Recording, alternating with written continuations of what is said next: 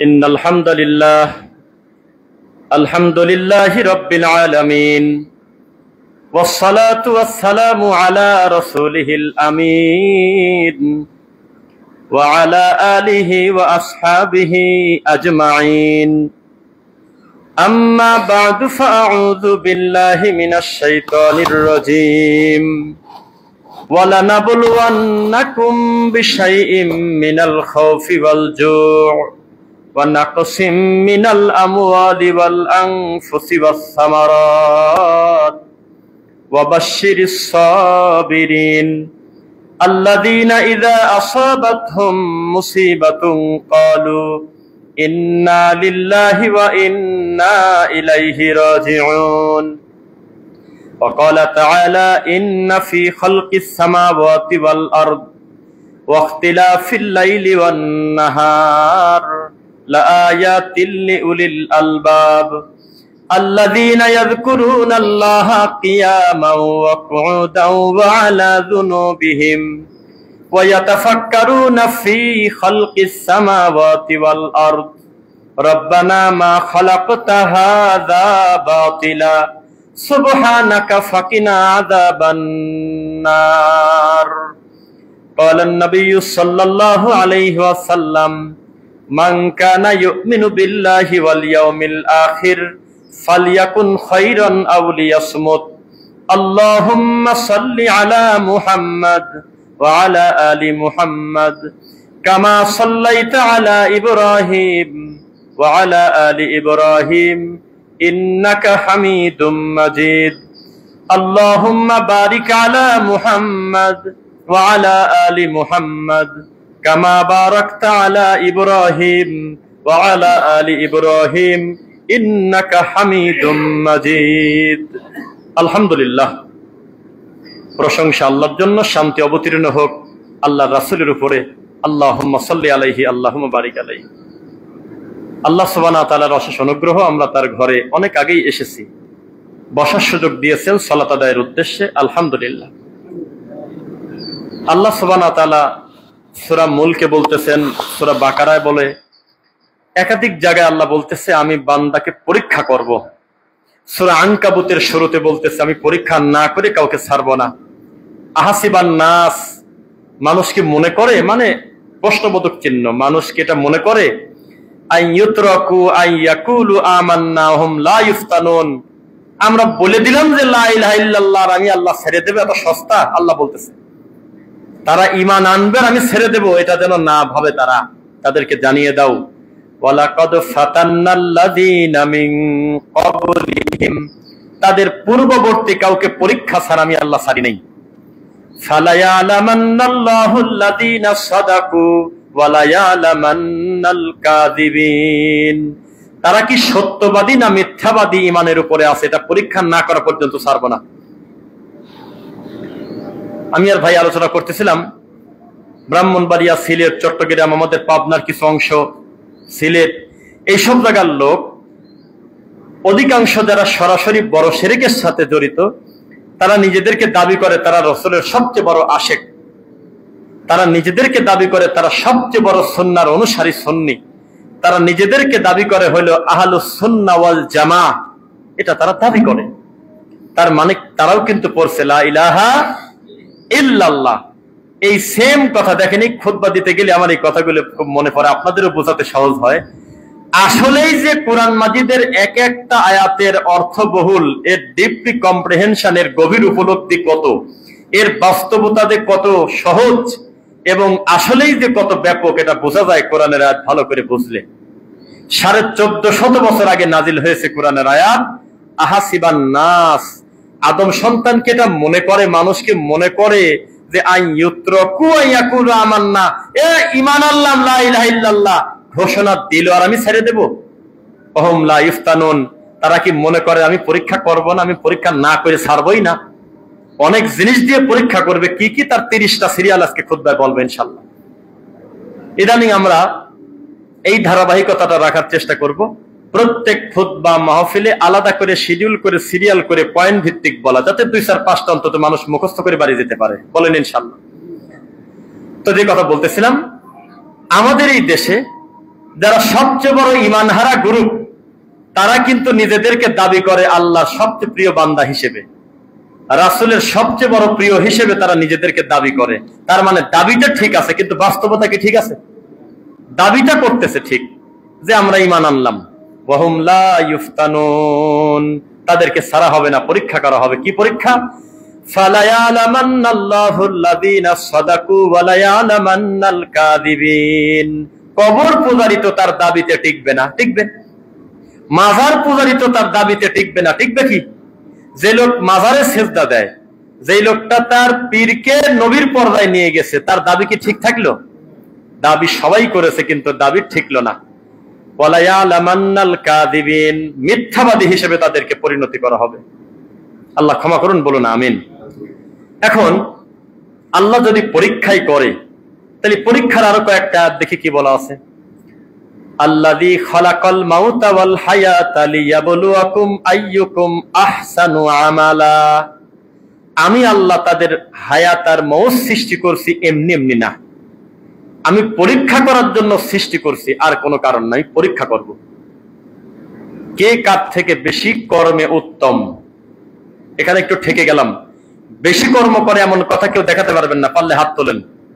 গোটা কোরআন মাজিদে একটা আয়াত যদি কেউ দেখাতে পারেন যেখানে লেখা আছে বান্দা তুমি বেশি আমল করলে জান্নাতে দিয়ে দেবো, যদি কেউ দেখাতে পারেন হাত তোলেন। আছে কি? আমালুন সালেহ, নেক আমল। আছে কি? আহসানু আমালা, উত্তম আমল। খায়র, ভালো আমল, উত্তম আমল। কোন জায়গায় লেখা নাই যে যত বেশি আমল করতে পারবে সংখ্যার উপরে আমি তাদেরকে জান্নাতে দিয়ে দেবো, নাই। কেউ থাকলে বলেন আছে কি? তার মানে কি? আহসানু আমালা শব্দের ব্যাখ্যায় তাফসীর ইবনে কাসির থেকে শুরু করে জগৎ বিখ্যাত যত ভালো মানুষ তাফসীর করেছে। তাফসীর কিন্তু খারাপ মানুষও করে, জানেন নাকি? যদি বলেন তাফসীর আবার খারাপ মানুষ করলো কিভাবে?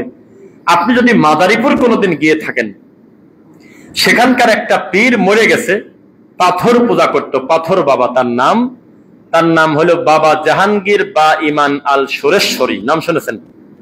সেই লোকটা 30 পারা কোরআন মাজিদের তাফসীর করে তারপর কবরে গেছে। কি করবেন কোন এখন? তাহলে তাফসীর কি সবাই ভালো লোকই করে না খারাপ লোকও করে? আমাদেরকে বলে হাদিস কি নাই, আমরা বলি অবশ্যই আছে। হাদিস আসল হাদিস, জাল হাদিস, হাদিস তো আছে। নবী তো নবী, কিন্তু কাদিয়ানি, ভণ্ড নবী। অবশ্যই নবী, কিন্তু কি নবী? ভণ্ড নবী। কারণ দাবি যেহেতু করতেছে নবী, তাহলে সে কি নবী? ভণ্ড নবী। তো যেই লোকটা দাবি করতেছে যে আমি কোরআনের তাফসীর করে গেলাম মানুষের জন্য, তিনি হলো বা ইমান আল সুরেশ্বর।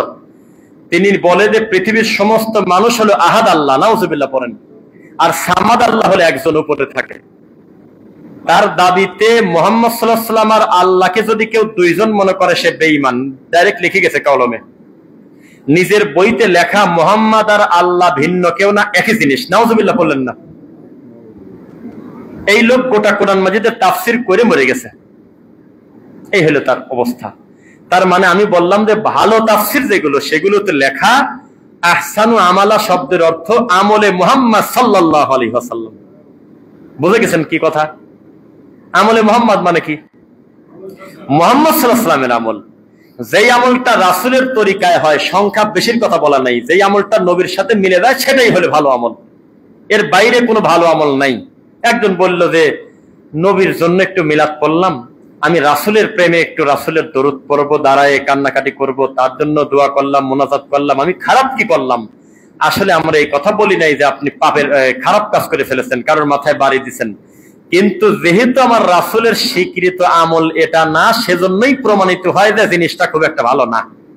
যেহেতু সাহাবায়ে কেরামের আমলের সাথে মিলল না, সুতরাং এই আমল এই কারণেই হয়ে গেছে খারাপ, এর আর কোনো ভালো নাই।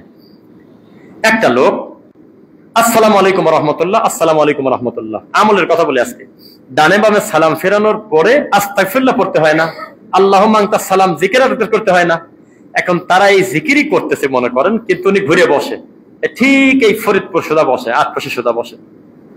এইটা তার ইমানি চেতনা। তিনি ডানে বামে সালাম ফেরানোর পর মুখটা ঘুরে বসে। আমি নিজে প্রমাণ দিতে পারবো আপনাকে। ঘুরে পীর সাহেবের খানকা সুদা তিনি মুখ করে বসে, বসে তিনি তার আল্লাহকে ডাকেন। আল্লাহকে ডাকাটা ঠিক আছে, কিন্তু পদ্ধতির কারণে একটা বড় অন্যায় করে ফেললো না লোকটা। তা আমাদের সমাজের লোক মনে করে যে আমি তো মিলাদি দরুদি পড়লাম, আমি তো জিকিরই না করলাম, আমি দোষের কি করলাম? কিন্তু সেই লোকটার পদ্ধতি যে নবী বিরোধী তা জানে না। নতুন একটা জিকির ডেলিভারি হয়েছে গত কয়েকদিন আগে, চরমনাই পীর দেশে ডেলিভারি। সেই জিকিরটা যদি কেউ জানেন আমাকে সাক্ষী দিবেন, নইলে আমি মিথ্যাবাদী হয়ে যাব। সে জিকির উনি বলতেছে লা লা লা লা লা লা লা জিকির, এক নিঃশ্বাসে এক দমে, দুঃখে হাসি আসে। বলেন, আমার সৃষ্টিকর্তার নাম নিয়ে ব্যঙ্গ করতেছে। এটার নাম কি জিকির দিতেছে জানো? লেখা আছে আমার কাছে। হ্যাঁ, দমের জিকির, নিঃশ্বাসের এরকম একটা নাম দিয়েছে বাংলায়, আর আরবিতে কি জানি বানায়ছে। তো রানিং পীর ঠান্ডা মাথায় তার মুরিদকে বলতেছে লা লা লা লা লা লা, এইভাবে যত দূর সুর যায় টানো, নাউজুবিল্লাহ। তার মানে মানুষের হাতে ইবাদত বানানোর সুযোগ দেওয়া হয় নাই। কিয়ামত পর্যন্ত একজনকে মানাটা বেশি ভালো। ডক্টর খন্দকার আব্দুল্লাহ জাহাঙ্গীর স্যার বললেন যে অনেক লোককে মানা আরো খারাপ, আরো ঝামেলা বাড়ে। একজনকে অনুসরণ করাটাই বরং আমাদের জন্য মজা, আমাদের জন্য সবচেয়ে আরামদায়ক, আমাদের জন্য শান্তি। আমাদেরকে যদি বলা হতো লোক যদি তুমি ভালো হও তাহলে একটা জিকির বানাও, তোমরা যদি ভালো মানুষ খুঁজে পাও তাহলে তার কাছে মুরিদ হয়ে যাও, তোমরা যদি ব্যক্তি বেশি আল্লাহওয়ালা হয়ে যাও তাহলে তোমরা একটা দরুদ বানাও, তাহলে সমাজ খুব একটা ভালো কাজ হতো না। এই স্বীকৃতি দেওয়ার কারণে আমাদের ধর্ম হয়ে যেত হলো বানি ইসরাইলের মতো। এইটা না করে একজনকে মানতে বলছে, এটা আরো ভালো হয়েছে। কেন? একজন মালিকের আন্ডারে 1000 কর্মচারী থাকুক, দোষের কিছু না। কিন্তু 10 জন কামলার হাতে একটা মালিক যাতে না পারে, পাগল হয়ে যাবে, জীবনটা শেষ।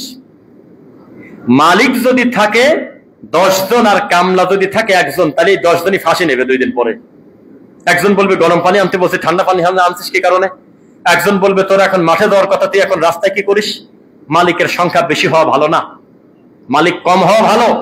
শ্রমিকের সংখ্যা বেশি হওয়া ভালো, কন্ট্রোল করা যায়। কিন্তু মালিক যদি 10 জন হয়, কামলা যদি একজন হয়, 10টা মালিক মিলে একটা কামলার কাছে জিম্মি। ভুল বললাম না সঠিক বললাম? আমরা এমন রবকে সেজদা দেই যিনি হলেন অমুখাপেক্ষী আল্লাহুস সামাদ আল্লাহ। আমরা সব হলো ফকির, সব হলো প্রজা, সব ফকির। এত আলোচনা ডাইরেক্ট বাদ, সরাসরি আমরা ফকির।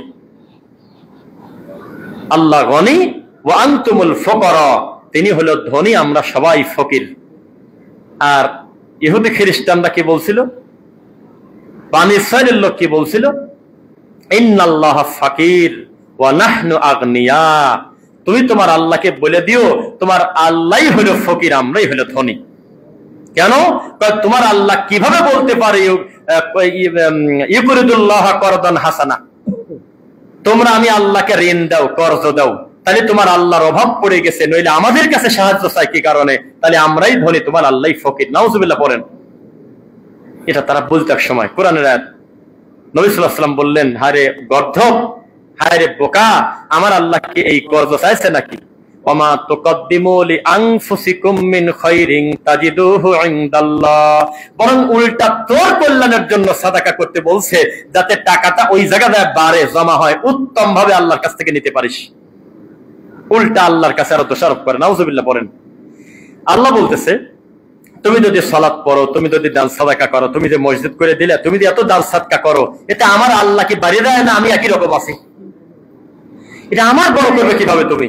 বরং তুমি তোমার জন্য কল্যাণের জিনিস রেখে দিলে, 10টা টাকা দুনিয়াতে থাকলে টাকাটা টাকাই থাকতো, আমার কাছে একটা ইট দান করার কারণে আমি রাওয়ারের মতো বলায় জান্নাতে পর্যন্ত দিয়ে দিতে পারি বাড়ায়। মানে জমা যেহেতু আছে, আমি আল্লাহ বাড়ায় দেব তোমার দানের এই অন্তরের তৃপ্তির কারণে এবং তার মনের ইস্তেহার কারণে। আল্লাহ কবুল করুক, বলুন আমিন। আচ্ছা, এখন চলে আসি কি কি দিয়ে ভয় করবে সেই বিষয়। ওয়ালা নাবলুওয়ান্নাকুম বিশাইইম মিনাল খাউফ, 1 নাম্বার ভয় হলো ভয় দেবে। 1 নাম্বার পরীক্ষা কি? ভয়। এই জমিন যদি ভয় না থাকতো তাহলে এই দুনিয়ার মানুষ টিকে থাকতে পারতো না, ধ্বংস হয়ে যেত। ভয় না থাকলে, ভয়। ডাক্তারের কাছে রোগী বলতেছে যে আমি এত পরীক্ষা করলাম, কোন রোগ ধরা পড়ে না, আমার কিন্তু ভয় করতেছে, কি করা যায়? ডাক্তার ইমানদার ভালো মানুষ, তিনি বলতেছে ভয় তো করতেই হবে, ভয় অবশ্যই করতে হবে। এই ভয় না থাকলে তো আপনি জালেম, আমিও জালেম। এই ভয়টা দিয়েই তো আমার আল্লাহ আমাকে সৃষ্টি করেছেন। ভয় তো থাকতে হবে, মরা পর্যন্ত এই ভয় থাকবে, চিন্তা থাকবে। এই ভয়টা কিসের ভয় থাকবে? বালা মুসিবতের ভয় থাকতে পারে, জীবন নাশের ভয় থাকতে পারে, বিভিন্ন ভয় আপনার সামনে দিয়ে আমার আল্লাহ পরীক্ষা করবেন। সূরা বাকারা 2 নম্বর সূরা 155 নম্বর আয়াত। এরপরে 2 নম্বর ওয়াল জু, ক্ষুধা। কি বলছে বলেন? ক্ষুধা। ক্ষুধার আমি পরীক্ষা করব, ক্ষুধা দিয়ে পরীক্ষা করব। ক্ষুধা দিয়ে পরীক্ষা করে নাই? ক্ষুধা দিয়ে পরীক্ষা করেছে। তাই বলে আবার এইরকম পরীক্ষা আবার আপনারা নিয়েন না। কেউ কেউ বলে যে আমি মরিয়া যাবো তো রোজা ভাঙবো না। এত ইমানদার তোমার হতে বলে নেই। যদি জীবন নাশের সম্ভাবনা থাকে তাহলে জোহরের নামাজের পর খারাপ লাগতেছে, এমন পরিস্থিতিতে আমি আর পারতেছি না, চট করে বাড়িতে যা খাও। এত পণ্ডিতি করার দরকার নেই, বুঝতেছেন? কেননা লা ইউকাল্লিফুল্লাহু নাফসান ইল্লা উসাহা, আল্লাহ ওই বোঝা মানুষের উপরে দেন না যা তার সাধ্যের বাইরে। ফাত্তাকুল্লাহা মাস্তাতাতুম, সাধ্যের বাইরে তোমরা আমি আল্লাহকে ভয় করতে পারবে না, সাধ্য অনুযায়ী ভয় করো। কিন্তু ক্ষুধার পরীক্ষা নাই এই দেশে, জমিনে নাই ক্ষুধার পরীক্ষা। ফিলিস্তিনের মাজলুম ভাই বোনদের গাজার চাইলে কি পেট ভরে 3 বেলা খেতে পারতেছে এটা আপনার মনে হলো? সেজন্য কি আল্লাহকে তারা গালি দেবে? এটাই তো পরীক্ষা। কেউ বলবে আল্লাহ বিপদ যত বাড়তেছে তোমার জান্নাতের নিকটবর্তী তত হচ্ছে, আল্লাহ কবুল করো। এর নাম হলো ভয়কে জয় করা। বলেন ইনশাআল্লাহ। আরেকজন বলতেছে আর কি কারো চোখে দেখে না? যদি বলেন যে এই কথা নাই তাহলে আপনি মিথ্যুক। আপনি এখন গ্রাম অঞ্চলে চলে যান, ঝগড়া লাগলে আল্লাহকে কি পরিমাণ গালি দেয় যান এখন দেখেন। এখন গিয়ে দেখেন বাড়িতে চাউল না থাকার কারণে স্বামীকে কি নোংরা ভাষায় গালি দিচ্ছে এই মহিলা। মূলত আল্লাহ সুবহানাহু ওয়া তাআলা তাকে যে পরীক্ষা দিয়েছিল, পরীক্ষা টিকতে পারে নাই। মাঝে মধ্যে বলে ফেলে যে আমারে কি খালি চোখে পড়ে আর কারোর দেখেন আল্লাহ? প্রমাণ লাগবে কত? বাসায় চাউল নাই, ক্ষুধা, কষ্ট, তিনি পানি খেয়ে রবের শুকরিয়া আদায় করে থাকবে না, তিনি একটা অভিযোগ আল্লাহকে দিয়েই দেবে। এর নাম হলো অকৃতজ্ঞ। পরীক্ষা ছিল তবে পরীক্ষা টিকতে পারে নাই। এইবার ওয়ানাকসিম মিনাল আমওয়াল, সম্পদ দিয়ে পরীক্ষা করবে। সম্পদের পরীক্ষা হয় না? ভালো মানুষের সাথে ব্যবসা করতে গেছেন, একবারে মোট টাকা মারি রাতারাতি চলে গেছে। মিথ্যা কথা বললাম নাকি? হয় না এরকম? এমন পরীক্ষা। এখন শয়তান আপনাকে এমন ভাবে ঘোরায় দিয়েছে, মরা পর্যন্ত টাকার পিছনে ঘুরে ওই লোকের পিছনে মামলা মোকদ্দমায় ঘুরতে ঘুরতে পরকাল তো গেছে গেছে, দুনিয়ার মোট টাকা গেছে। অথচ এটা একটা পরীক্ষা, জীবনের অংশ। আপনাকে হার মানা উচিত ছিল না। আপনি আল্লাহকে বলেন আল্লাহ আমি আবার নতুন করে কলা দিয়ে শুরু করি, আমি বাদাম দিয়ে শুরু করি। চকলেটের নামটা নিলাম না কারণ স্বাস্থ্যসম্মত খুব একটা না, এমন জিনিস দিয়ে তৈরি, বাচ্চাদেরকে না খাওয়ানোই ভালো, নাকি বলেন? আপনি বাদাম দিয়ে শুরু করতে পারেন, কলা দিয়ে শুরু করতে পারেন। বলেন যে আল্লাহ আপনি বরকত দিলে আমার যত গেছে তার চেয়ে কোটি গুণে আপনি দিতে পারেন, আমি বিশ্বাসী। কারণ ইতিহাস সাক্ষী, এমন এমন মানুষকে আপনি রুজি দিয়েছেন যেই মানুষ নিজেও জানে না যে আমার এত টাকা কই রাখি, কিভাবে টাকা হচ্ছে। আমি এমন রুজি দেব যে তুমি খুশি হয়ে যাবে, তুমি আশ্চর্য হয়ে যাবে যে এটা কি আমার রুজি। একটা আমল করতে হবে, বলুন তো সে আমলের নাম কি? কেউ যদি বলতে পারে?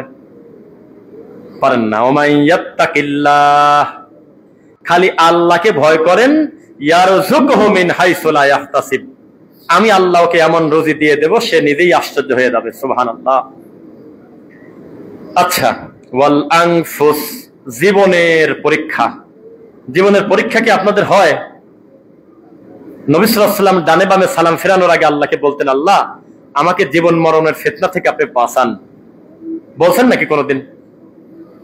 বলেন না? মাহইয়া ওয়াল মামাত, হায়াত এবং মৌতের ফিতনাও কিন্তু একটা ফিতনা। জীবনে বেঁচে আছেন, ডাক্তাররা ফরেনসিক ল্যাবে রিপোর্ট করে, টেস্ট করে, আল্ট্রাসোনোগ্রাফ করে, এমআরআই করে, অনেক উন্নত চিকিৎসা করার পর মুসলমানের বাচ্চা স্বীকার করতেছে, অমুসলিম নাস্তিক খ্রিস্টান পর্যন্ত কালেমা পড়ে বলতেছে যে আমরা মরা মানুষকে নিয়ে আশ্চর্য হই না। আর ডাক্তার হওয়ার পরে আমরা জীবিত মানুষকে নিয়ে আশ্চর্য হই। কেন? যে লোক মরে গেছে আমরা আশ্চর্য হই না, কিন্তু জীবিত থাকতে আশ্চর্য হই। এর ভিতরে আছেটা কি যে লোকটা হাঁকি বেড়ায়? এর চোখের মধ্যে কি ভরে দেওয়া আছে যে পৃথিবীর কোন ধরনের যন্ত্রের সাথে মেলে না, যতদূর নজর যায় তো ক্লিয়ার দেখা যায়। ব্যাপারটা কি? আমরা তাজা মানুষকে নিয়ে আশ্চর্য হই, মরা মানুষকে নিয়ে আশ্চর্য হই না। সুম্মা ইউমীতুকুম সুম্মা ইউহয়িকুম সুম্মা ইলাইহি তুরজাউন। তুমি ছিলে মরা, তুমি আসলেই তো মরা, আমি তোমাকে তাজা করছি, আবার তোমাকে মরা করব, আবার আমি তোমাকে আমার সামনে তুলবো। বুঝেছেন না মনে হয় কথা?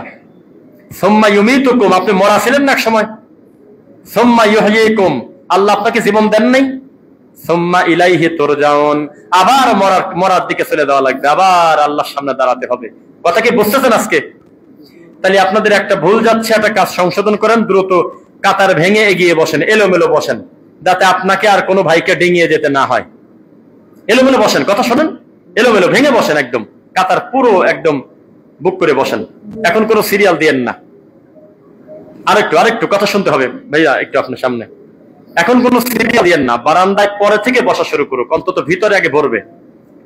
জানেন একটা জিনিস বলি, বলেন তো মুয়াজ্জিনের ডাইন পাশ থেকে ফজিলত বেশি শুরু হয় না বাম পাশ থেকে? বলেন তো প্রথম কাতারের ফজিলত বেশি না দ্বিতীয় কাতারের? নিয়ম, কিছু বিষয় আছে, সেটা কি জানেন? ভিতরে বসে ইমামের মুখামুখি খুতবা শুনে যে আত্মতৃপ্তি আসে, বারান্দায় শুনে কি সরাসরি ওটা আসে? এমনও মসজিদ আছে, আমি খুতবাতে টাকা কালেকশন করতেছি, সবাই আল্লাহর জন্য ভালোবাসে আমাদের, মসজিদের ভিতর থেকে বারান্দাতে জায়গা কম না, কিন্তু বারান্দা গিলাস করা, এসি চলতেছে, ভিতর থেকে টাকা উঠছে 3 লাখ, আর বারান্দা থেকে টাকা উঠছে 9,000। ওই সেম লোকগুলিকে আমার মুখামুখি নিয়ে আসেন, একটা পর্দায় গেলে ওনারাও 2-1 লাখ টাকা দিত, কিন্তু ওই পরিস্থিতি আসতেছে না, ওই অনুভূতিটা আসে না। আল্লাহ রাসূল আপনার সামনে যখন থাকে ইমানের অবস্থা একরকম থাকে, ফাঁকে চলে গেলে আর একরকম হয়। কি কারণে? রাসূল বললেন এটা রিয়েলিটি, এটা বাস্তবতা, এটা অস্বাভাবিক কিছু না, এটা মানুষের ইমানের অবস্থা বাড়া কমা করে না। তখন কি করবেন বলেন তো? একটা অস্ত্র শেখায় দেই, আস্তাগফিরুল্লাহল আযীম, লা হাওলা ওয়ালা কুওয়াতা ইল্লা বিল্লাহ, আউযু বিল্লাহি মিনাশ শাইতানির রাজীম, সুবহানাল্লাহি ওয়া বিহামদিহি। একাধিক তাসবিহ পড়বেন আর ইস্তিগফার করবেন, তখন আবার ইমানের অবস্থা ভালো হয়ে যাবে। বলেন আমিন। আচ্ছা, জীবনের ফিতনা গেছে, ওয়াস সামারাত, ফল এবং ফলের ক্ষতি দ্বারা, জীবিকার ক্ষতি দ্বারা ক্ষতি হয়ে যাবে, চোখের সামনে ক্ষতি হয়ে যাচ্ছে, কিন্তু মুমিন হতাশ হবে না। লা তাখাফ ওয়ালা তাহজান, সে ভয় পাবে না, সে চিন্তিতও হবে না। কেন? দুনিয়ার যে কোনো ক্ষতি মেনে নিয়ে আল্লাহর জান্নাতটা যদি পাই, লস আছে নাকি ভাই? আমি একটা কথা মাঝে মধ্যে বলি, একটু লিখে রাখবেন কথাটা। সেটা হলো, এখন আপনার সামনে 100 ভরি স্বর্ণ আছে আপনার বাড়িতে, যেটা কিনছিলেন হলো 30,000 টাকা ভরি, এখন তো প্রায় 2 লাখ টাকা। ভুল বললাম নাকি? 2 লাখ টাকা। তো 100 ভরি স্বর্ণ আপনি এখন বিক্রি করতে যাচ্ছেন। এলাকায় আপনার থেকে ধনী আর কারোর হওয়ার কথা না, যে সম্পদ আপনার কাছে আছে, তো বিক্রি করতে যাওয়ার পথে ছিনতাই হয়ে গেছে সব। অল্প জিনিস হারাইছেন না বেশি জিনিস হারাইছেন? বুঝে বলবেন, এ কি কম টাকার জিনিস গেল না বেশি টাকার জিনিস গেল? সারাটা জীবনের সঞ্চয় সব হারায় গেল। এরপরে যখন আপনি বাড়ির দিকে রওনা দিচ্ছেন, সবকিছু হারিয়ে হতাশ হয়ে, রওনা যখন দিয়েছিলেন তখন ছিলেন আপনি মাজার পূজারী, তখন আপনার দৃষ্টিতে ইসলামটা ছিল হইল বেদাতি, তখন আপনার দৃষ্টিতে ধর্মটা ছিল হলো চট্টগ্রামের সুন্নিদের মতো, তখন আপনার দৃষ্টিতে ইসলামটা ছিল আহলে কোরআনদের মতো, তখন আপনার দৃষ্টিতে ইসলামটা ছিল আল্লাহর জান্নাতটা ছিল হলো হিজবুত তাওহীদের মতো। কিন্তু নিজের বাড়িতে ঢোকার আগ পর্যন্ত কে জানি আপনাকে তাওহীদের দাওয়াত দিয়েছে, আপনি মেনে নিয়েছেন। এবার বাড়িতে ঢোকার পরে বলেন তো, যা হারাইছিলেন তার থেকে বেশি নিয়ে গেলেন না কম নিয়ে গেলেন? কথা আমি অল্প বলবো, কিন্তু আপনার বেশি বুঝে নিতে হবে। 100 ভরি স্বর্ণ হারিয়ে ভিতরটা জ্বালা পোড়া হচ্ছিল, কিন্তু এই মাত্র যে তাওহীদটা পেয়ে গেছেন, এর থেকে দামি সম্পদ আর হতে পারে? তো মুমিনের খালি একটাই চিন্তা থাকবে, যে পরীক্ষা আসে আসুক, আমি তাতে পরকালটা না হারাই, আমার সামনের জান্নাতটা তাতে ঠিক থাকে, আমি যে কোনো ক্ষতি মেনে নেব। বলেন ইনশাআল্লাহ। এরপরে ধন সম্পদের ফিতনা আসে না? আসে। এই টাকা আসতেছে, এই টাকা চলে যাচ্ছে, এই ব্যবসায় লাভ হচ্ছে, এই ব্যবসায় লস হচ্ছে, বুদ্ধির ভুলের কারণে বা যেভাবে কারণে। একবারও মুখ দিয়ে বলে না যে আমি তাকদীর মেনে নিলাম। আরে আদম আলাইহিস সালাম পর্যন্ত মুসা নবীকে বলতেছে, বেটা তুমি আমার ভুলের ব্যাপারে খোঁটা দাও কি কারণে? ওই জায়গাটা কথা হয়েছিল, জানেন কোন জায়গা? এই জন্য ইমামের মুখের দিক তাকান লাগে। কোন জায়গা দেখা হয়েছিল? বাপ বেটার। এই তো 2 বাপ বেটার কথা হচ্ছে, বাপ বেটা না? মুসা আলাইহিস সালাম আর আদম আলাইহিস সালাম বাপ বেটা না? আদম আলাইহিস সালামকে ডেকে মুসা নবী বলতেছে যে গাছের কাছে না গেলে হয়তো না, এই যে জীবনটা, সারাটা জীবন এই যে এত কিছু করে খাওয়া লাগে, এত কিছু ছিলাম তো জান্নাতে, তাই গাছের কাছে যাওয়ার দরকার কি ছিল? এটা বলতেছে বাপ বেটার বাহাস হচ্ছে। তাকরা বাহাদি সাজারা, আপনি গাছের কাছে গেলেন, তখন আদম আলাইহিস সালাম দুইটি কথা বলছিল। এই দুইটি কথা যদি একটা ওয়াজে একটা বক্তা যদি খালি বলে যে সুবহানাকাল্লাহুম্মা ওয়া বিহামদিকা আশহাদু আল্লা ইলাহা ইল্লা আনতা আস্তাগফিরুকা ওয়া আতুবু ইলাইক, এই কথা বলে যদি 1,00,000 টাকাও কমিটি যদি তাকে দিয়ে দেয়, নিয়ে যায়, আল্লাহর কসম এই বক্তার বিরোধিতা করবো না যে কিছু একটা দিয়ে গেল। অথচ আমাদের দেশের বক্তারা 2-2.5 ঘন্টা ধরে জাল হাদিস বলতে বলতে যখন পরবর্তী বক্তা চলে আসে অথবা বলে হুজুর শেষ করে দেন, মোনাজাত দিয়ে দেন, তখন উনি মাইকে বলে আগামী বছর দাওয়াত দিলে শেষ করব। কয় কিরে, তাও বলে তার গল্পই শেষ হয় না। আর আমি বলতেছি এখন আপনি 2 মিনিটে একটা ঘটনা বলবো। আদম আলাইহিস সালাম মুসা নবীকে দা বলছিল, এইটা মেনে যদি আজকে বাড়িতে যান আর এই ঘটনা মনে রাখেন, আমি আশাবাদী ইনশাআল্লাহ পরকালের ভয় আপনার আসবে। আদম আলাইহিস সালামকে যখন মুসা নবী বললেন যে আব্বা আপনি গাছের কাছে গেলেন কি কারণে, এটা বললেন, তখন আদম আলাইহিস সালাম জবাব দিছিল দুইটা, যে বাজান তুমি কি জানো না যে আমার এই ভুল অনেক আগে ক্ষমা হয়ে গেছে? সুবহানাল্লাহ। তুমি কি তাওরাতে পড়ো নাই? কি শুনতেছেন না মনে হয় নাকি ভাই? কথার ওজন নাই। বাপ ছেলেকে বলতেছে বেটা খোটা দাও কি কারণে? তুমি জানো না যে এই ভুলটা আমার অনেক আগে ক্ষমা হয়ে গেছে? তার মানে একবারও কেউ বললো না যে কিসের ভুল, আমি ঠিকই করছি, তাই কি বলছে নাকি? উনি বলছে ভুল ছিল, তবে এই ভুলটা তুমি তাওরাতে পড়ো নাই, আমার ক্ষমা হয়ে গেছে মেলা আগে। দুই, বেটা এটা আমার তাকদীর ছিল। আমি জানি না এই দুইটা কথা আপনি কিভাবে নিলেন, আমি আবার পড়ব, আপনি একটু মনে করে নেন। 1, আমার তাকদীর ছিল। 2, আমার এই ভুলটা আমার আল্লাহ ক্ষমা করছে, তুমি কি তাওরাতে পড়ো নাই? এই কথা দুইটার ওজন কি আপনারা বোঝেন? এই দুইটা কথা যদি কেউ নিয়ে খুতবাতে নিয়ে বাড়িতে চলে যেতে পারে, সে কি আরেকটা ভাইকে গালি দেবে? কোনদিন তার দুনিয়াবি ভুলের কারণে মস্করা করবে? আর এক ভাইয়ের মান সম্মানে তামাশা করবে? এর আগের মাসে আগের মাসে বা তার আগে যখন আমি খুতবা দিয়েছিলাম এখানে, তখন আপনার মনে আছে কিন্তু যে আমরা টুপিওয়ালা কত হিংস্র, আমরা হুজুর আর আমি আর আপনি কত হিংস্র। একজন ভাই আর একজন ভাইয়ের মান সম্মানটা আমাদের কাছে কচু পাতার পানি, মন চাইলে আমরা একটা তামাশা করে দিলাম। কিন্তু এখন যে হাদিসটা বললাম রাসূল সাল্লাল্লাহু আলাইহি ওয়াসাল্লামের হাদিস, এই হাদিস থেকে আপনি কি শিখলেন? কটাক্ষ করা যাবে? তবে প্রকাশ্য যারা বিদআত চর্চা করে, শিরক প্রচার করে, দ্বীনের ক্ষতি করে, তাদের নাম বলবেন, এটা অবৈধ না। বুঝেন না মনে হয়? আবার এত পণ্ডিত হয়েন না, কেউ কেউ বলে যে ওই নাম ধরে বলা যাবে না, বেদাতি যা করে করুক, ওটা আমাদেরটা আমরা নিয়ে থাকি। এটা আবার আর এক ঠান্ডা ইবলিস। এরকম ঠান্ডা হতে আপনাকে বলে নাই, আপনাকে বলা হচ্ছে যারা শরীয়তের ক্ষতি করে, দ্বীনের ক্ষতি করে, প্রকাশ্যে যারা ইসলামের অপব্যাখ্যা করে গোটা জাতিকে যারা ধ্বংস করে, তাদের নাম ধরে জাতিকে সতর্ক করতে হবে। বুঝেন না? এইটা ঠিক আছে, কিন্তু দ্বীনী ভাই যাদের আকীদা মানহাজ আমি আর আপনি সব এক, তাদেরকে কোনো ভুলের কারণে ব্যঙ্গ করে, কটূক্তি করে তাদেরকে আমরা বিতর্কিত করব না। 1, তাকদীর ছিল। 2, আমার এই ভুল ক্ষমা হয়েছে, তুমি কি তথ্য পাও নাই? তখন ছেলে হেরে গেল, বাপ জিতে গেল। এই বাহাসে কে জিতে গেছে? আব্বা জিতে গেছে। আব্বাকে বলেন না কে? আব্বাকে আদম আলাইহিস সালাম, তিনি আমাদের আব্বা না? আবুন নাস, তিনি হলে মানুষের আব্বা। সেই হিসেবে সবাই আমরা নবীর আওলাদ না? এই কথা বললে আমি চট্টগ্রামে আমি মায়ের খাতাম। ওরা নবীর আওলাদে রাসূল বলতে ওরা আবার নির্দিষ্ট কিছু লোক বোঝে, ল্যাংটা, মাইজবান্ডার, তারপরে জয়ন্তপুর, ফুরফুরা, মেদিনীপুর, এরকম বিশেষ কিছু জায়গা বোঝে যে এরা হলো নবীর ছেলে, নবীর বংশ বা রাসূলের বংশ, রাসূলের আওলাদ না। নরেন্দ্র মোদীও আদম আলাইহিস সালাম থেকেই আসছে। এখানে আপনার পছন্দ হোক আর না হোক আমার কিছু করার নাই, তবে সন্তান সবাই সুসন্তান না কুসন্তান, এইটা হলো কথা। সন্তান হলে আপনার কি লাভ আছে? সন্তান হয়েছে, সন্তান নূহ আলাইহিস সালামের সন্তান ছিল। কত পর মানুষ নৌকায় উঠলো, কত পর মানুষ তাওহীদ মেনে নিল, আর ছেলে কয় যে তোমার আল্লাহ কি অত বড় পাহাড় ধরতে পারে? আমি তো পাহাড়ে উঠে যাব। এরকম সওয়াল কি করবেন বলেন? আর বাপ হলেই বাকি, ইব্রাহিম আলাইহিস সালামের বাপের মতো বাপ হয়ে লাভটা কি? নিজেই এক মহাবিপদে, অথচ তার সন্তান হলো সারা পৃথিবীর সবচেয়ে দামি মানুষের একজন। তাহলে আমরা রক্তের গৌরব করব না, বলেন ইনশাআল্লাহ?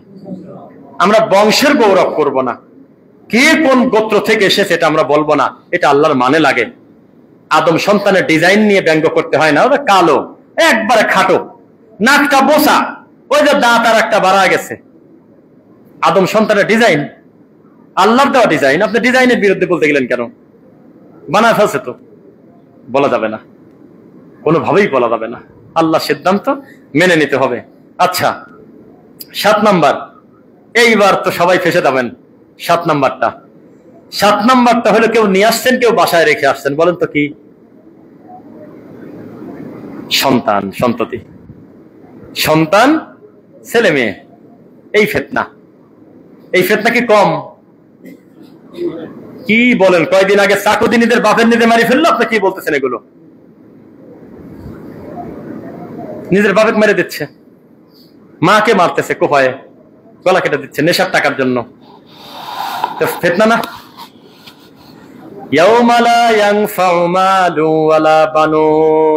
এক জায়গায় আল্লাহ বলতেছে সম্পদ আর সন্তান হলে আমি আল্লাহর নিয়ামত, আর এক জায়গায় বলতেছে ইন্নামা আমওয়ালুকুম ওয়া আওলাদুকুম ফিতনাহ, নিশ্চয়ই তোমাদের সন্তান আর ধন সম্পদ হলো পরীক্ষা, ফিতনা। ফিতনা মানে কি বলেন? পরীক্ষা। ফিতনা মানে কি? পরীক্ষা। তো যারা আমাদের আহলুল হাদিসদেরকে যারা বলে এরা হলো ফিতনা, অতটা খারাপ বলে নাই। ও গালি দিচ্ছে, ঠিক আছে, ওর গুনাহ হচ্ছে, কিন্তু ফিতনা মানে কেউ জানেই না। সারা পৃথিবীর সকল কবর পূজারীর বিরুদ্ধে আল্লাহ আমাদেরকে ফিতনা হিসাবে দাঁড় করাইছে, পরীক্ষা হিসাবে দাঁড় করাইছে। এটা দোষের কিছু না, আসলেই তো আমরা পরীক্ষা। আমরা তাওহীদের পতাকা নিয়ে তাদের সামনে দাঁড়াইছি, বারবার তারা মাজারে যায়, তাহলে পরীক্ষা অমান্য করলো না? আসলেই আহলুল হাদিসরা পরীক্ষা, কিন্তু ওরা তো ওই দৃষ্টিতে বলে না, ওরা গালি হিসেবে বলে, তাই না? ওহাবি হওয়া হলে ভাগ্যের ব্যাপার। আমরা সবাই ওহাবি, বলেন আমিন। আল্লাহ ওহাবি হিসেবে কবুল করো, বলেন আমিন। আল্লাহ প্রকৃত ওহাবি হিসেবে যেন কবরে যেতে পারি, বলেন আমিন। কিন্তু ওরা কি সেটা মনে করে গালি দেয়? ওরা নাম নিচ্ছে মুহাম্মদ বিন আব্দুল ওয়াহ্হাব আন-নাজদি রাহিমাহুল্লাহ, বলেন রাহিমাহুল্লাহ। আবার বলেন, তিনি ছিলেন জামানার একজন সংস্কারক, তার মাধ্যমে শিরকের দাফন হয়েছে, তার মাধ্যমে হাজার হাজার লক্ষ লক্ষ কবর কেন্দ্রিক পূজা ধ্বংস হয়ে গেছে। এই মহামনীষীর নামকে ব্যঙ্গ করে বলে, আমরা বলে ওহাবি। তা আমরা যেহেতু ওদের গাল ঠেকাতে পারবো না, তাই আমরা বলছি আল্লাহ তুমি ওহাবি হিসেবে কবুল করো, কারণ ওহাব মানে আল্লাহ। ইন্নাকা আনতাল ওয়াহ্হাব আছে নাকি?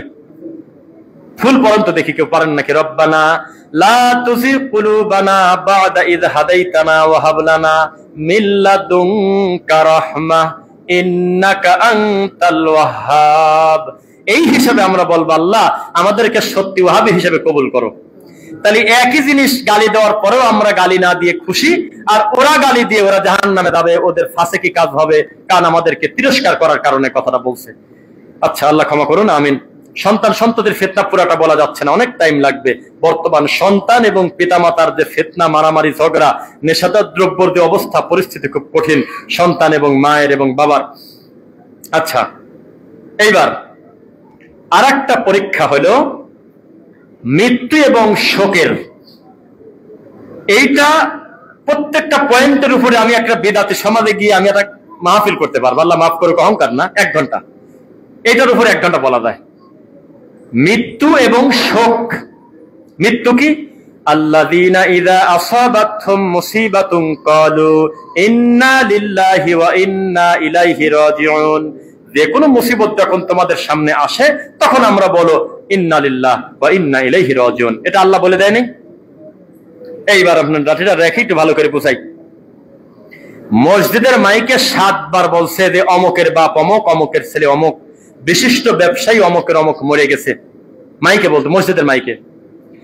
এরপরে দেখা গেল যে যেহেতু রাজনীতি করতো, লোক তো বেশি, জানা যায় বেশি লোক আসার দরকার কথা, তখন আবার একটা ভ্যানওয়ালাকে 1000 টাকা দিয়ে একটা মাইক ভাড়া করে সারা দিন প্রচার করতেছে, বাদ মাগরিব জানাজা অমকের মেজো ছেলের অমকের অমক, অমক মাঠে তার জানাজা হবে। এটা কি সহজ করা হলো না কঠিন করা হলো?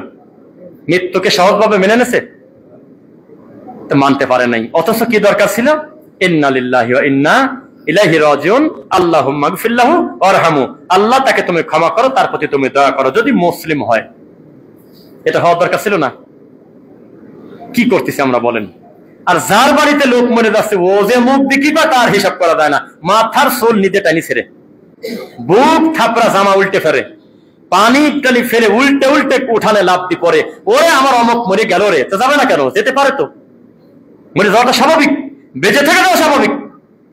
আপনি কেন বলতেছেন না আল্লাহকে, আল্লাহ যে পরিমাণ খারাপ খাবার আমরা খাই, তুমি যদি পাকস্থলিতে এই ধারণ ক্ষমতা না দিতে কবেই তো চলে যাওয়ার কথা। আল্লাহ, এই লিভার জিনিসটা এমন, এই কিডনি ইনফেকশন বিষয়টা এমন, বড় বড় রোগ আমার থেকে ছোট মানুষের আমার মতোই চলাফেরা করতে গিয়ে কত মানুষ চলে গেল। আল্লাহ, আমি যে বেঁচে আছি এই তো মেলা, আমি শুকরিয়া আদায় করি। অথচ মরে যাওয়ার পর আমাদের সমাজ লোক মানতে চায় না, কয় তাজা লোক মরে গেছে, তো কি মরা লোক মরে? এই যে একটু আগে আমার সাথে বাজারে দেখা, তাতে কি হবে? তাই ডানে সালাম ফিরছি, বামে সালাম ফিরাতে পারবো, গ্যারান্টি আছে নাকি? আপনি কিসের সাথে কি বলেন? কয় যে কে বলতো বাজারে দেখা, এত অল্প টাইমে মরল কিভাবে? এটা বলা যাবে? জি না। মালাকুল মউত এই সময় নেবে না, দেবে অটোতে উঠছে, আগে অটো থেকে নামুক, এই টাইম নাই। কিভাবে যাবে? একটা অ্যাক্সিডেন্ট দেখলাম পরশুদিন, দুই গাড়ির মুখামুখি অ্যাক্সিডেন্ট। কি তাকদির যে দুই গাড়ির অ্যাক্সিডেন্ট হলো সেই দুই গাড়ি দাঁড়াই আছে, ড্রাইভারও মরে নাই, প্যাসেঞ্জারও মরে নাই। মাঝখান থেকে একটা হোন্ডা এসে সে হোন্ডা এলাকায় চাকার নিচে পড়ে মরে গেল। কাকে? কে কি ব্যাখ্যা দিবেন দেন তো দেখি শুনি। মুখামুখি লাগছে তাদের কিছু হয় নাই, আর একদিক থেকে এসে আবার হোন্ডা ভিতরে দিয়ে মরে গেল। দেন কি ঠেকাবেন কিভাবে? তখন মুমিন বলবে ইন্না লিল্লাহ, আরে আমরা তো আল্লাহরই জন্য, আমরা তো আল্লাহর জন্যই। কেউ গেছে, কেউ অপেক্ষায় আছি। মেনে নিতে পারবেন ইনশাল্লাহ? কিসের মেনে নেওয়া?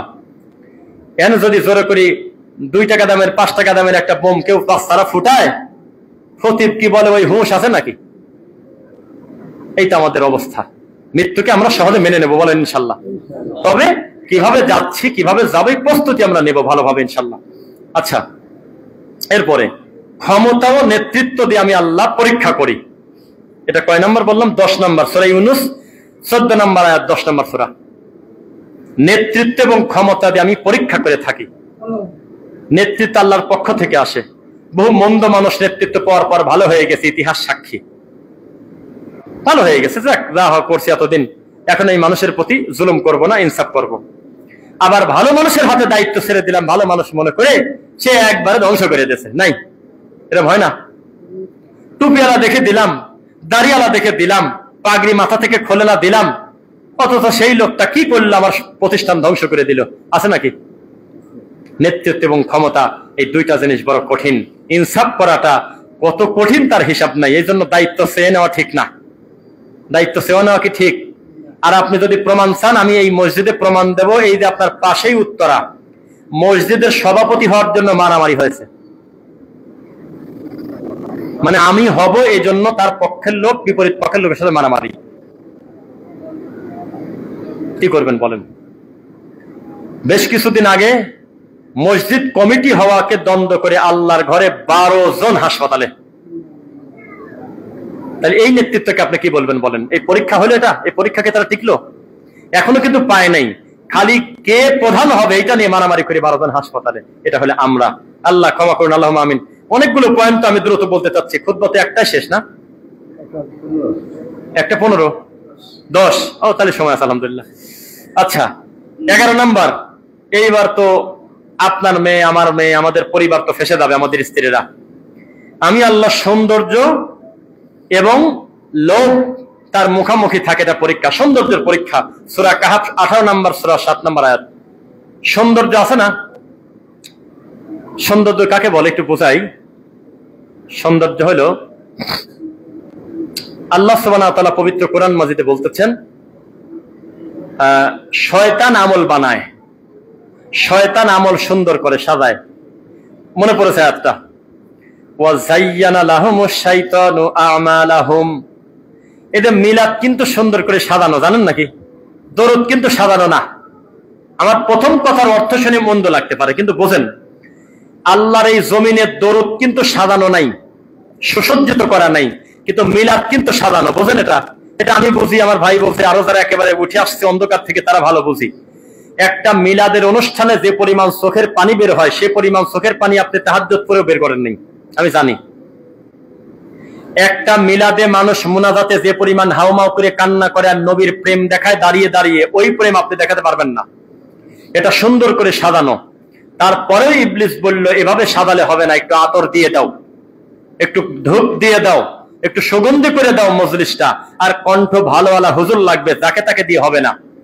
ভালো একটা কণ্ঠওয়ালা হুজুর এমনি এমনি হবে না, কিছু টাকাও দেওয়া লাগবে। আগে দিতে হলো কলার পাতায় সিন্নি। খাইছেন নাকি আপনারা মসজিদে? এখন কি ওই দেয় কেউ? ওই দিলে সে লোকের ধরে মারবেনি মানুষ। এখন পায়েসও দেয় না, খিচুড়ি উঠে গেছে, বাতাসটা তো নাই, ডাইরেক্ট নিজের বাড়িতে গরু মেরে মানুষকে খাওয়াচ্ছে, মিষ্টি সহ খা। তবু শয়তান বলতেছে তাও আমি শ্বাস দেখে ছাড়বো, আমি সফল, আমি তো জাহান্নামে নিতে পারলাম একটা অনুষ্ঠানের মাধ্যমে। আর আমি যদি আল্লাহুম্মা সাল্লি আলা মুহাম্মাদ ওয়া আলা আলি মুহাম্মাদ এইটাকে সুন্দর করে সাজাই, তাহলে এরা জান্নাতে চলে যাবে, এটা তার আমার লাভ নেই। এই জন্য দরুদ সাজায় নাই, সাজাইতে হলো মিলাদ। মিলাদ পরে খুশি হয়ে, মোনাজাতে খুশি হয়ে মিরপুরে একজন একটা হুজুরকে 2 কাঠা জায়গা দিয়ে দিয়েছে, মন ভরে গেছে। শিল্পপতি তার বাড়ি উদ্বোধন করতে গেছে, বেদাতি হুজুরটা মোনাজাতে হু হু করে গেলে কাঁদা মনে ধরে গেছে, দিয়ে দিয়েছে, দিয়ে 2 কাঠা জায়গা। যিনি বলছে তার নামটা বললাম না, তিনি মিডিয়া আসতে কম চায়, আমরা কয়েকজন তাকে চিনব। কিন্তু ইতিহাস দেখান তো দেখি যে আমরা যেখানে ওয়াজ করতে যাই, আমরা জীবনে কোনোদিন দরুদ ইব্রাহিম পড়ছি, সেইটা খুশি হয়ে কেউ আমাদের একটা চকলেট দিয়েছে, নাম বলেন, আমি শুনবো যে হুজুর এই যে ওয়াদের শুরুতে যে দরুদ ইব্রাহিমটা পড়ছিলেন আমার এখানে মনে লেগে গেছে, এদের 5টা টাকা দিলাম, আপনি খুশি হয়ে নেন। কেউ যদি হাত তোলেন আমি দেখবো, আজকের পরে দিবেন কিনা জানি না, তবে আজ পর্যন্ত আমি পাইনি। এই দরুদ ইবলিস সাজাবে না, সাজাবে কোনটা? যেটা মানুষের তৈরি করা। ওয়া যায়্যানা লাহুমুশ শাইতানু আমালাহুম, শয়তান তাদের আমলকে সুসজ্জিত করে। তো সৌন্দর্য এটা একটা পরীক্ষা। আপনার স্ত্রীর চেহারা সুন্দর, আপনি কোনোভাবেই মানতেছেন না যে এই সুন্দর স্ত্রীকে আমি কিভাবে বোরকা পরাই, এটা কোন হিসাবে আমি এর মুখটা ঢেকে রাখি, তাহলে এলাকার মানুষ বুঝবে কিভাবে যে অন্যদের থেকে আমার বউ দেখতে সুন্দর? নাউজুবিল্লাহ পড়েন। আছে না কিরকম বেয়াক্কিলি লোক, আল্লাহ ক্ষমা করুন, এটা করা যাবে না।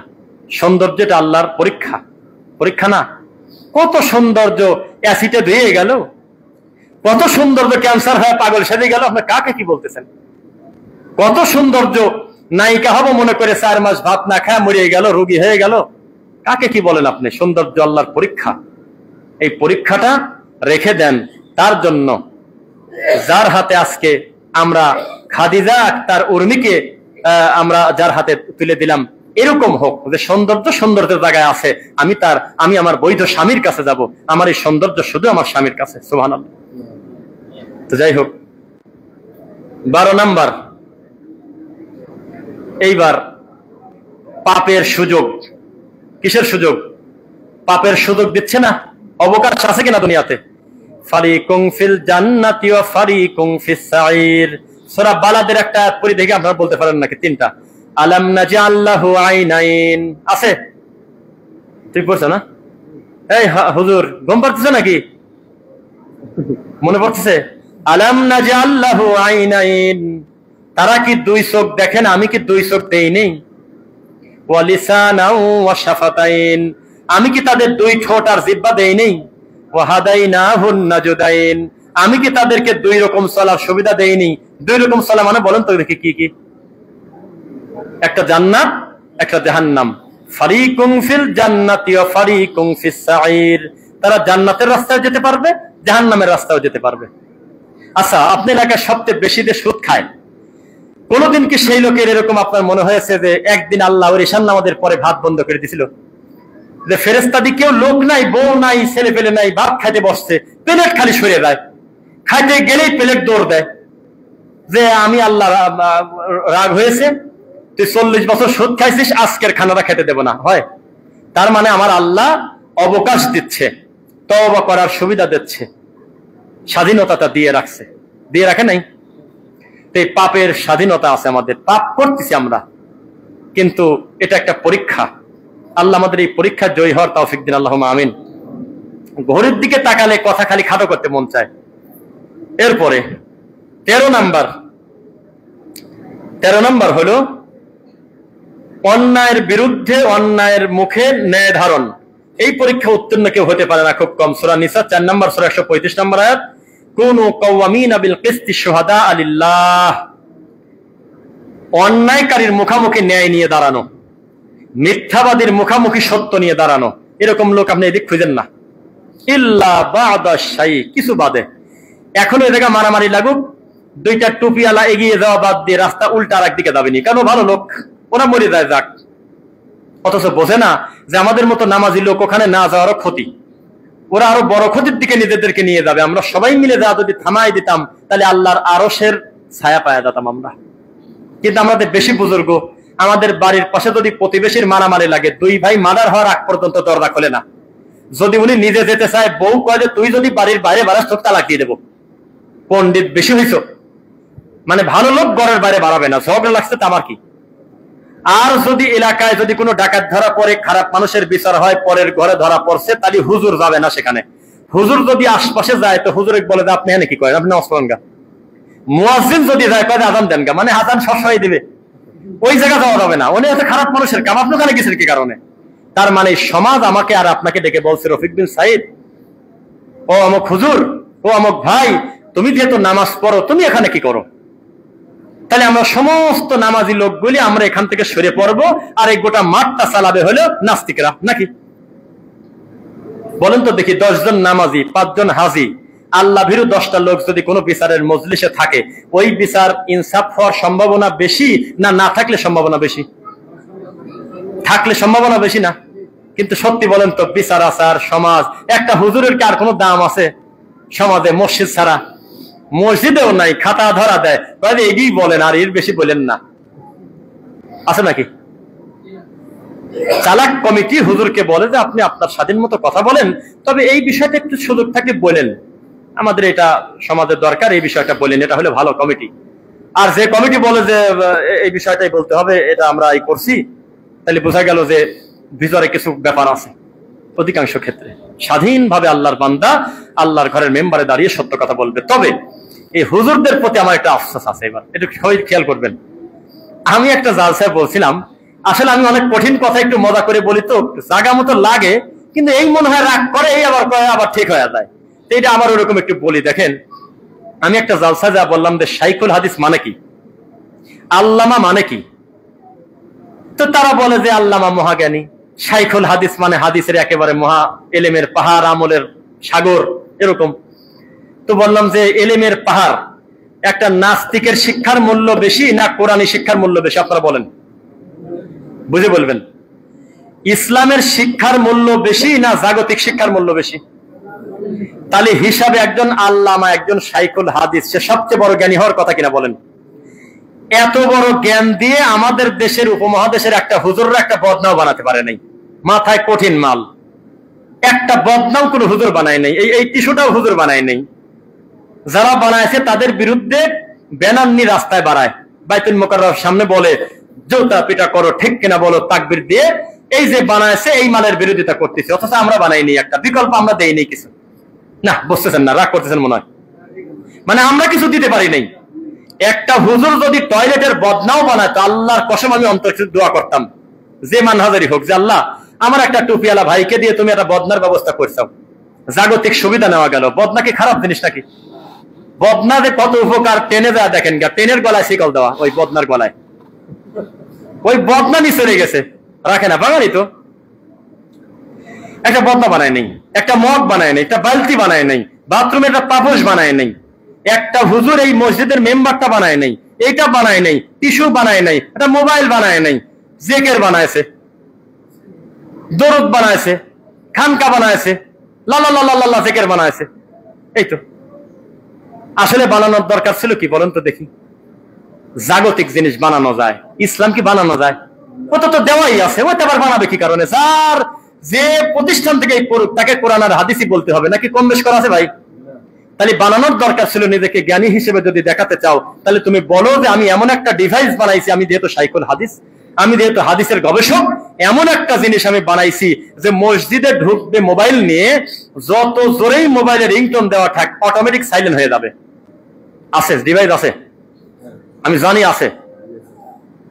এটা কিরা বানাইছে? আমার মতো হুজুর বানাইছে? ওই ল্যাংটারা বানাইছে। ল্যাংটা মানে আমার বুঝছেন নাকি? এবার ওরা বানাইছে, হুজুর বানায় নাই। হুজুর তো বসে আছে যে আরো জোরে লা ইলাহা ইল্লাল্লাহ, বাম দুধের মারো টান জোরে, খালি ইল্লাল্লাহ বানাইছে। নাউজুবিল্লাহ। এগুলো বানানোর জিনিস না ভাই, বানাতে হবে জাগতিক জিনিস। এগুলো কোনো হারাম না, এগুলো উপকরণ, ভালো কাজে যদি লাগে। কিন্তু ইসলাম কি বানানো যাবে? আচ্ছা, এরপরে আর একটা বিষয়, এটা পারবেন না মনে হয়, সূরা আল ইমরান 3:146, আল্লাহু ইউহিব্বুস সাবিরিন, আল্লাহ ভালোবাসে ধৈর্যশীলদেরকে, ফাসবরুন জামিল, উত্তম ধৈর্য ধারণ যারা করে তারা হলো আল্লাহর কাছে সফল কাম। ধৈর্য দিয়ে আমি আল্লাহ পরীক্ষা করব। আমাদের এলাকায় বাগেরহাট থেকে একটা ছেলে হাফিজিয়া মাদ্রাসায় পড়াশোনা করার জন্য আসছিল। জায়গার নাম পাবনা সোজানগর সাতবাড়িয়া তারাবাড়িয়া হাফিজিয়া মাদ্রাসা, আবু বকর সিদ্দিক। এর থেকে আর ভেঙে বলা যায় না। তখন আমরাও ছাত্র, তবে ছেলেটা জুনিয়র। সেই ছেলে খুলনা বাগেরহাট থেকে হাফিজিয়া মাদ্রাসায় পড়তে আসছে। ছেলেটা হাফেজ। ছেলেটার মাথায় পাগড়ি কয়েকদিন পরে হবে। পাগড়ি মানে বুঝছেন নাকি, মাথায় পাগড়ি দেবে, হাফেজ হবে। সেই ছেলেটার মা হলো দুইজন, বাপটা একটাই থাকবে, কিন্তু মা দুইজন। কেন? কারণ তার আব্বার মা, যেহেতু আল্লাহ তাদের পূর্বের ঘরে কোনো সন্তান দেন নাই, তখন দুইজন মিলে সিদ্ধান্ত নিল যে ঠিক আছে, আপনি দ্বিতীয় বিবাহ যদি করেন, বউ বললে আমি মেনে নেব, আমি বিরোধিতা করব না। এই কথা বলে দুই সতীন মিল করে থাকে, দুই বোনের মতো, আর ওনাকে বিয়ে দিয়েছে। সেই ঘরের ছেলে হইল এই ছেলে একটা। এরপরে আল্লাহ তার আরো 4টা মেয়ে দিয়েছে, কিন্তু ছেলে কয়টা? এখন ওই দ্বিতীয় ঘরের ছেলে যেহেতু প্রথম ঘরের মা আরো বেশি ভালোবাসে ওকে, হিংসা করে না, খুব ভালোবাসে। ছেলে আবার কোরআনে হাফেজ, কোন এত মিষ্টি তার গলার কণ্ঠ।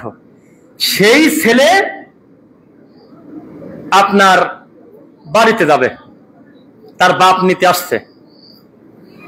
নিতে আসছে। ধান মনে হয় কাটবে গিয়ে, এরকম, হ্যাঁ ধান কাটবে, ধান ওই রকমই আছে। ছেলেকে হাফিজিয়া মাদ্রাসায় নিতে আসছে আমাদের এলাকায়। এক রাত থাকছে। পরের দিন যাওয়ার পর প্রায় 3 থেকে 4 কিলো যাওয়ার পর দাঁড়ার উপরে ছেলে মরে গেল। একেবারে মাথার উপর দিয়ে টাক উঠে ছেলে স্পটে মাথা চলে গেল ফাঁকে। ওই হাত দিয়ে রক্ত ক্যালসিয়াম ধরে ধরে বাপ একটা ওই গামছায় বাঁধতেছে। তখন তার মায়ের কাছে গ্রামের সব খবর দিল যে আপনার ছেলে নাই, মরে গেছে। বলতে হবে, কিছু করার তো নাই, জানাজা ওখানেই হবে, আপনারা ব্যবস্থা করেন। 2 ঘন্টা পরে আবার এখান থেকে ফোন দিয়ে বললো যে আপনার স্বামীও মারা গেল কেবল। কারণ যেই গাড়িতে পিষ্ট হয়ে আপনার ছেলে মরে গেল, ওই একই গাড়িতে আপনার স্বামী অ্যাক্সিডেন্ট করছিল, মাথায় আঘাত পেয়ে হালকা বমি করছিল। তবে আমরা মনে করছিলাম যে সে হয়তো বাড়িতে গিয়ে বা চিকিৎসা করালে ভালো হতে পারে, কিন্তু রাস্তায় আপনার স্বামীটা এখন মরে গেল। এখন আপনি আমাকে বলে দেন, এই 2টা বউ, 4টা মেয়ে আর আত্মীয় স্বজনের ধৈর্য কেমন হবে একটু বলে দেন, আমি শুনি একটু। বানান করা যাবে? কোনো কিছু লিখে বোঝানো যাবে কি? এরপরেও সবরং জামিল, ওই বউকে বলতে হবে আমি আমার আল্লাহর সিদ্ধান্ত মেনে নিলাম, এর নাম হলো ধৈর্য। এটা ভেঙে বলতে হলো, তাতে পয়েন্ট আরো 15টা থাকে। আবার আর 1 মাসে আসে একদিন দিয়ে যাবো খুতবা। কথা বুঝতেছেন? আর আমরা কি করি, ওই একজন খেতে ধান, এটাও ঠিক আছে যে হ্যাঁ আপনার ভরা ধান খেয়ে গেল গরু, আপনার সন্তানের মাথায় বাড়ি দিল, আর আপনি বলতেছেন যে হাক্কে লা ইলাহা ইল্লাল্লাহ মোনাজাত করে দিলেন। এইটা বলে নেই। অবশ্যই আপনি আইনি ব্যবস্থা নেবেন, কিন্তু আপনি কটু কথা গালি দিতে পারবেন না। আপনি উল্টা তার ছেলেকে মারতে যেতে পারবেন না, উল্টা আরেকটা গালি দিয়ে তাকে বোঝাতে যেতে পারবেন না। এতে ভালো ফলাফল আসে না। ধৈর্য ধারণ করবেন। আর আমাদের দেশে 3 ঘন্টা আগে ঝগড়া হলো, 2-4টা মাথা ফাটাফাটি করার পরে সালিশে যা বলতেছে যা হবার হয়েছে। কয় কিরে যা হবার হয়েছে কি? প্রথমে বলতে হতে হয়তো যা হবার হয়েছে, আমার সন্তানকে তো আমি ফিরে পাবো না, আমি আল্লাহ সিদ্ধান্ত মেনে নিলাম। এই ধৈর্য ধারণ যদি কেউ করতে পারে, আল্লাহর কাছে তার পুরস্কার আছে। কথা বুঝতেছেন নাকি? আল্লাহ আমাদেরকে ক্ষমা করুন, বলুন আল্লাহুম্মা আমিন। জুমার খুতবার প্রথম পর্ব শেষ করছি। বারাকাল্লাহু লানা।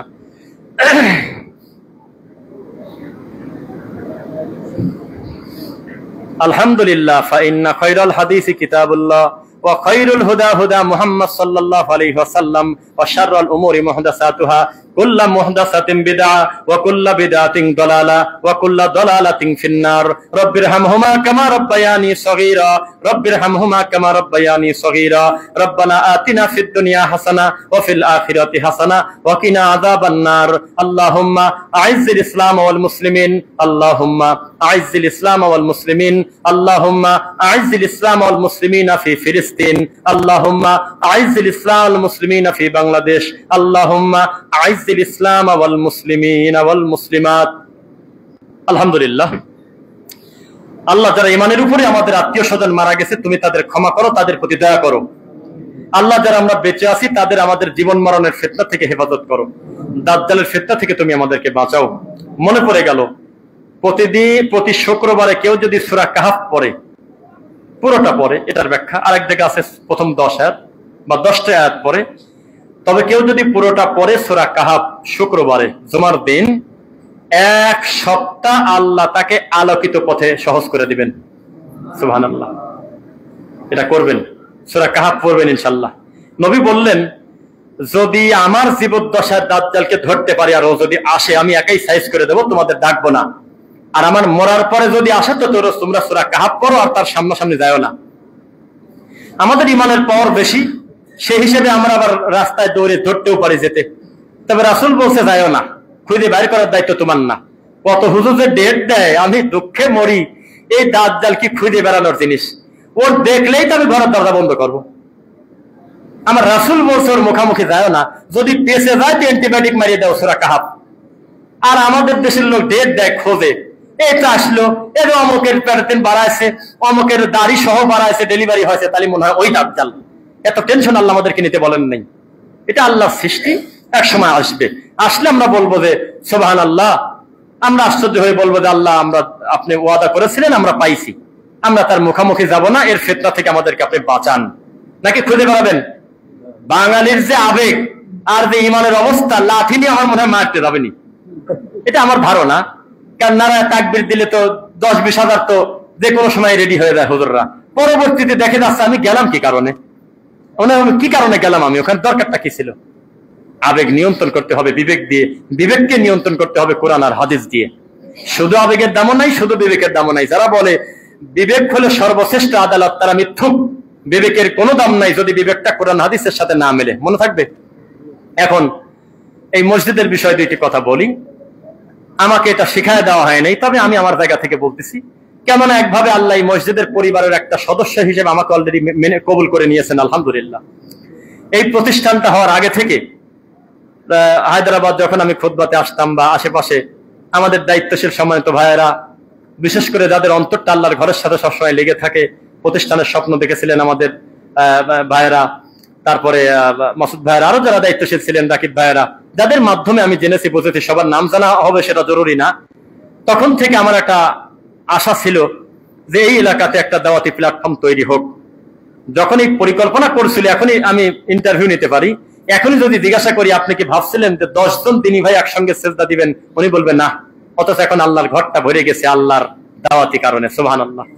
এভাবেই আল্লাহ সুবহানাহু ওয়া তাআলা তার দ্বীনের কাজ করায় নেন না। আপনারা যারাই মসজিদে আসছেন, সত্যি করে বলেন তো, তাওহীদের কারণে আসেন নাই ভাই? মসজিদ কি আপনার এলাকায় নাই? এই মসজিদের বহু মুসল্লি আমি যদি এখন বলতে পারি 20 কিলো ফাঁকা থেকে আসছে, 15 কিলো আসে নাই? আসছেন নাকি? আসছেন। কেন? আল্লাহর জন্য আসছেন। তো যেহেতু আসছেন, আমাদের প্রতি আপনারা বিরক্ত হয়েন না। আল্লাহ এমন এমন জায়গায়, এটুক নিয়েন না, এটুক রেখে দেন, এটুক।